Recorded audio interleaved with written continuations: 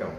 ஜவைஜக் from Javadupatti Pudur power writer அப்படிங்கிற YouTube channel மூலமாக உங்களை மீண்டும் சந்திக்கிறவங்க மற்ற மகிழ்ச்சி. அத்தோட எங்கள் சேனலை சப்ஸ்கிரைப் பண்ணுங்கள், பெல் பட்டன் அழுத்த மறந்துடாதீங்க. அத்தோட எல்லாத்துக்கும் ஷேர் பண்ணுங்க. அதாவது எடப்பாடி பழனிசாமி அதிமுகவினுடைய பொதுச் செயலாளராக தேர்தல் ஆணையத்தால் அறிவிக்கப்பட்டவர். அது எந்த நேரத்திலையும் சொல்ல முடியாது, பிச்சுக்க வாய்ப்பு இருக்கு. கடைசியில் கோர்ட் நீதிமன்றங்களின் முடிவுகளுக்கு கட்டுப்பட்டது அப்படிங்கிற மாதிரி தான் சொல்லி முடிச்சாங்க. இருந்தாலும் பொதுச் செயலாளராக இப்போதைக்கு இருந்துகிட்டு இருக்கார். ஆமா, நாட்டில் எத்தனையோ பலவிதமான சம்பவங்கள் நடக்குது. அவர் தன்னுடைய கட்சியை மட்டும்தான் பார்த்துட்டு இருக்கிறார். அதே நேரத்தில் அந்த கட்சிக்குள்ள ஏகப்பட்ட பிரச்சனைகள்.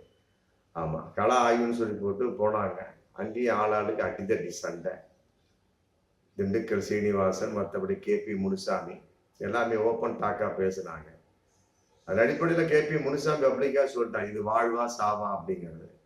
திண்டுக்கல் முனுசாமி சொல்லிட்டார், எடப்பாடி பழனிசாமி முடிச்சுட்டு இருக்கிறார் அப்படின்னு சொல்லிட்டார். இந்த அளவுக்கு இருக்கக்கூடிய சமயத்துல பாஜகவினுடைய ஒரு பிரஸிங் அங்கு ஓவரா இருக்குது அப்படிங்கிறது மறைமுகம் இல்லை, பகிரங்கமாகவே தெரிந்தாலுமே கூட நடந்து முடிந்த அந்த நாடாளுமன்ற தள்ளுமுள்ளிலாவது இந்த எடப்பாடி ஒரு வார்த்தை பேசியிருக்கலாம், ஏன்னா ஒரு சமாதானமாக பேசியிருக்கலாம், மற்றபடி பாஜகவுக்கு எதிராக பேசியிருக்கலாம். ஒண்ணுமே கிடையாது. நாடாளுமன்ற வளாகத்துல போன மாசம் 25ஆம் தேதி நடந்த அந்த குளிர்கால கூட்டத்தொடர், மற்றபடி அப்படி வந்துகிட்டு இருக்கு. அமித்ஷாவுடைய அம்பேத்கருக்கு எதிரான ஒரு உண்மையிலே அருவருப்பான ஒரு பேச்சு. அம்பேத்கர்னு சொல்லிட்டு இருக்கிறீங்க, அதெல்லாம் பேசறா போச்சு.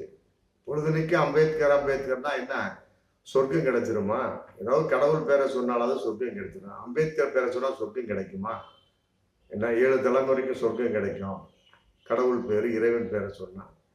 அம்பேத்கரை சொல்லிக்கிட்டு உட்காந்துருக்கிறீங்க அப்படின்னு ஒரு கேவலமான ஒரு பேச்சு பேசுறாரு. Right, okay. ஆனால் எடப்பாடி பழனிசாமி அதிமுகவில் எந்த ஒரு எதிர்ப்பாக வந்ததா? ஜெயக்குமார் பேசினாரு. ஆமா, அவருடைய பேச்சு தான் என்னுடைய நிலைப்பாடுன்னு சொல்லி போட்டு எடப்பாடி ஊத்தி மூடி ஒதுங்கிடுறாரு. அதான் ஒண்ணுமே புரியல. நழுவலுக்கு என்ன காரணம்? இது அங்கிருந்தே 2024 அந்த நாடாளுமன்ற தேர்தல் அந்த ஆரம்பத்திலிருந்தே மக்கள் புரிந்து கொண்டாங்க. ஆமா, அதுல குறிப்பா சிறுபான்மை ஓட்டு வேணும்னு போட்டு எல்லா இடத்துலயும் பேசினாரு. அதுக்காகத்தான் நாங்க பாஜக ஒரு கூட்டணி இல்லை அப்படிங்கிறது பட்டவர்த்தனமா சொன்னார். ஆனால் அதை இஸ்லாமிய மக்களும் கிறிஸ்துவ மக்களும் நம்புவதாக தெரியவில்லை.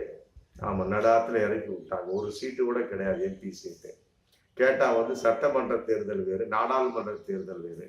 நாங்கள் நாடாளுமன்ற தேர்தல் 200 சீட்டு ஜெயிப்போம் அப்படின்னு சொல்லிட்டு எடப்பாடி சொல்லிக்கிட்டு இருக்கிறாரு.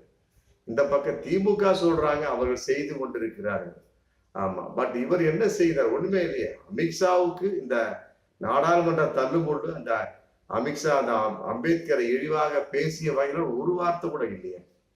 அதே மாதிரிதான் ஒரே நாடு ஒரே தேர்தல் கான்செப்ட் அந்த மசோதா ஏதோ ஒரு வகையில் தாக்கல் செய்ய முடியாம நாடாளுமன்ற நிலைக்குழுவுக்கு அனுப்பப்பட்டு விட்டாச்சு, முடிஞ்சு போச்சு. அதன் அடிப்படையில அதுக்கும் எந்த ஒரு எதிர்ப்பு இல்லையே. ஒரே நாடு ஒரே தேர்தல் கான்செப்டுக்கு இவர்களுடைய அதிமுக நிலைப்பாடு என்ன? ஒண்ணுமே இல்லை, எந்த ஒரு விஷயம் கிடையாது. அதே மாதிரி சமீபத்துல ஒரு எம்பி ஆமா பேசுறார், இஸ்லாமியர்களுக்கு இழிவா விஹெச்பி விஸ்வ இந்து பரிஷத் அந்த கூட்டத்திலே பேசுறார்.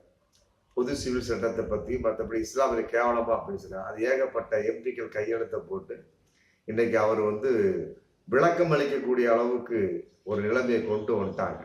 விளக்கம் அளிச்சார். ஆனா அதிமுக எந்த வரைக்கும் ஒரு கையெழுத்து போடவே இல்லையே. அது ஒரு மிகப்பெரிய ஒரு கோரமான ஒரு செயல். அதே மாதிரி அம்பேத்கருக்கு சம்பந்தப்பட்ட வகையில் அமித்ஷா பேசியதுக்கு எந்த ஒரு வார்த்தையும் சொல்லல. அதே மாதிரி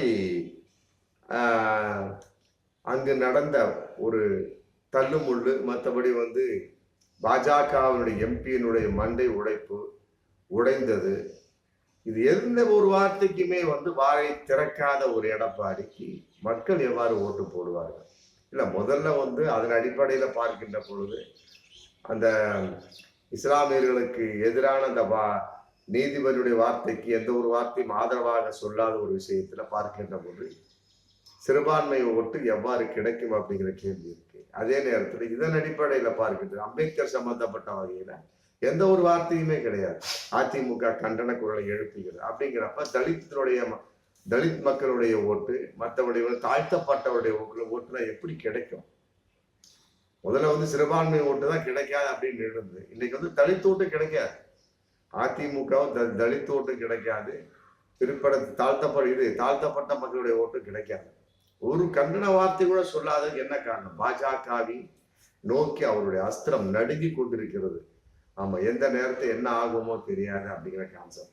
சாதாரண நேற்று தொடங்கிய நடிகர் விஜய் கூட சொல்லி எங்களுடைய கொள்கை தலைவரை அவர் வந்து அவ்வாறு பேசிவிட்டார், கண்டனத்துக்குரியது அப்படிங்கிறார் நடிகர் விஜய். தமிழக வெற்றி கழகத்தினுடைய ஒரு தலைவர். எடப்பாடியினுடைய வயசும் எடப்பாடியுடைய அனுபவமும் விஜய் வயசும் ஒண்ணு. அந்த அளவுக்கு இருந்தும் எந்த ஒரு வார்த்தையுமே வந்து எடப்பாடி பேசவே இல்லையா? அந்த அளவுக்கு மிகப்பெரிய ஒரு வயதான ஒரு நிலையில் இருந்துமே கூட எந்த ஒரு வார்த்தையும் பேசவே இல்லை. தாவேக்கா விஜய் பேசுறதுக்கு என்ன ஒரு விஷயம் இருக்கு? அவர் உணர்ச்சி வசமா பேசியிருக்காரு. எங்களுடைய கொள்கை தலைவரை அவமதித்த அமித்ஷாவுக்கு நான் கண்டனத்தை தெரிவித்துக் கொள்கிறோம் அப்படிங்கிறாரு. கார்கேவை பார்த்தா அவர் வந்து தலித்துகளின் ஹீரோ அம்பேத்கர், அவரை அவமானப்படுத்தி விட்டார்கள் சொல்லிட்டு அவரு ஒரு கருத்து சொல்றாரு. அப்புறம் அம்பேத்கரோட பேரன் இன்னும் RSS பிஜேபி ஆத்திரங்கள் அடங்கவில்லை அம்பேத்கரை நோக்கி. அவர் இன்னும் அம்பேத்கர் ஆத்திரமா தான் எடுத்துட்டு இருக்கிறாங்க அப்படின்னு சொல்லிட்டு சொல்றாரு. அதே நேரத்தில் தமிழக முதல்வர் MK ஸ்டாலின் வந்து இன்னும் காட்டமாவே சொல்லியிருக்கிறார், அதிக பாவங்கள் செஞ்சவங்க தான் வந்து கடவுள் பேரை உச்சரிக்கணும், ஏன்னா நாங்க எதுக்கு உச்சரிக்கிறோம் அப்படின்னு சொல்லிட்டு அவர் சொல்றாரு. இதெல்லாம் வந்து பார்க்கின்ற சமயத்துல ஆளாளுக்கு ஒரு கருத்து கரெக்டா எதிர்ப்பு குரலை எழுப்புறாங்க. ஆனா எடப்பாடி வகையில் எந்த ஒரு குரலுமே இல்லையே. கேட்டா அப்படின்னா ஜெயக்குமார் என்ன சொன்னாலும் அதுதான் நான் சொன்ன மாதிரி நினைச்சுக்கங்க. அப்ப ஜெயக்குமார் எது செய்தாலும் வந்து எடப்பாடி செய்தா எடுத்துக்கொள்ள முடியுமா? அப்படி ஒரு கேள்வி வருதா இல்லையா? ஜெயக்குமார் வந்து ஒண்ணு சொல்றாரு, ஒண்ணு செய்யறாரு. எடப்பாடி தான்ப்பா செஞ்சாரு, முடிஞ்சு போச்சா? அப்ப இவருக்குன்னு சொந்த அறிவு கிடையாது எடப்பாடிக்கு? நான் தெரியாம தான் கேட்கிறேன். எந்த சிறுபான்மை ஓட்டு வேணும், தலித் மக்களுடைய ஓட்டு வேணும், தாழ்த்தப்பட்ட மக்களுடைய ஓட்டு வேணும். அப்ப அது சம்பந்தப்பட்ட விஷயத்துல ஒரு பிரச்சனை ஏற்படக்கூடிய சமயத்தை எதிர்ப்பு தெரிவிக்கணும்ல. ஊமையாட்ட இருந்துகிட்டு, நழுவலா இருந்துகிட்டு, எந்த ஒரு வார்த்தையும் பேசாம இருந்துகிட்டு, அவர் சொன்னதுதான் நான் சொன்னதை போல அப்படின்னு உள்டாவோ நழுவலா பேசிக்கிட்டு இருந்தா ஓட்டு கிடைச்சிருமா? நம்ம இதன் மூலமாக நாம் படிப்பினை சுத்தமா தெரிஞ்சு போச்சு. ஆமா, இஸ்லாமியர்களுக்கு ஆதரவாக எடப்பாடி இல்லை. இன்றைய அந்த அம்பேத்கருடைய ஒரு சூழல் நாடாளுமன்ற தள்ளுமுடி சம்பந்தப்பட்ட வகையில தலித் மக்களுக்கும் தாழ்த்தப்பட்ட மக்களுக்கும் ஆதரவாகவும் அதிமுக எடப்பாடி இல்லை அப்படிங்கிறது கன்ஃபார்மா தெரிஞ்சு போச்சு. அப்படிங்கிறப்ப அந்த மக்கள் மனசை மாத்திக்கிட்டு வரக்கூடிய 2026 சட்டமன்ற தேர்தலில் அதிமுகவை புறக்கணிக்கப்பார்கள் அப்படிங்கிறது இன்னைக்கு பகிரங்கமாவே தெரியும். இஸ்லாமியர்கள் ஆல்ரெடி புறக்கணிச்சுட்டாங்க. ஆமா, சட்டமன்ற தேர்தலில் புறக்கணித்து விடுவார்கள். அதே நேரத்தில் வந்து தலித் மக்களும் தாழ்த்தப்பட்ட மக்களும் எடப்பாடியை புறக்கணிப்பார்கள் அப்படிங்கிற இன்னைக்கு பகிரங்கமா உள்ளங்க டெல்லிக்கணி போன்று தெரிகிறது. ஆமா, இனிமேல் தன்னுடைய நிலைப்பாட்டை மாற்றிக்கொள்ள முடியாது. பாஜகவை கண்டு நடுங்கிக் கொண்டிருக்கிறார் அப்படிங்கிறது தெளிவா தெரியுது. அதே நேரத்துல வந்து ஓட்டு மட்டும் எப்படி விழுகும் அப்படிங்கிறது அதான் தெரியல. ஆமா ஆமா, சொல்லுங்க. வாண்டேடு எடப்பாடி அப்படிங்கிற மாதிரி அவருடைய நிலைமை இன்னைக்கு போயிட்டு இருக்கு.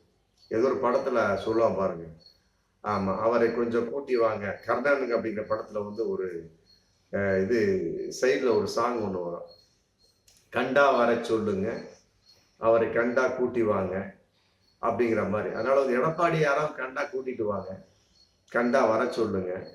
ஆமா, வாண்டட் எடப்பாடி அப்படின்னு போர்டு போடக்கூடிய அளவுக்கு இன்னைக்கு நிலைமை இருக்கு. ஆமா, இதே நிலைமை வந்து சட்டமன்ற தேர்தல் பிரச்சாரத்துல இருந்துருச்சுன்னு வைங்க, சுத்தமா வாசம் உண்டு. அன்னைக்கு மட்டும் என் கழுத்தை நீட்டணும் அப்படிங்கிற கேள்வி இன்னைக்கு இஸ்லாமிய மக்கள் மனசுல முதல்ல வந்தாச்சு. நாடாளுமன்ற தேர்தல் வகையில, இந்த சட்டமன்ற தேர்தல் வகையில தலித் மற்றும் தாழ்த்தப்பட்ட மக்கள் மனசுலயும் வந்தாச்சு. அப்படிங்கிறப்ப சுத்தமா அதிமுக இன்னைக்கே தோல்வி காத்திருக்கிறது அப்படிங்கிறது உண்மையிலே வந்து எதிர்பார்த்த ஒரு விஷயம் தான். பார்ப்போம் மீண்டும் அடுத்த வீடியோ. நன்றி.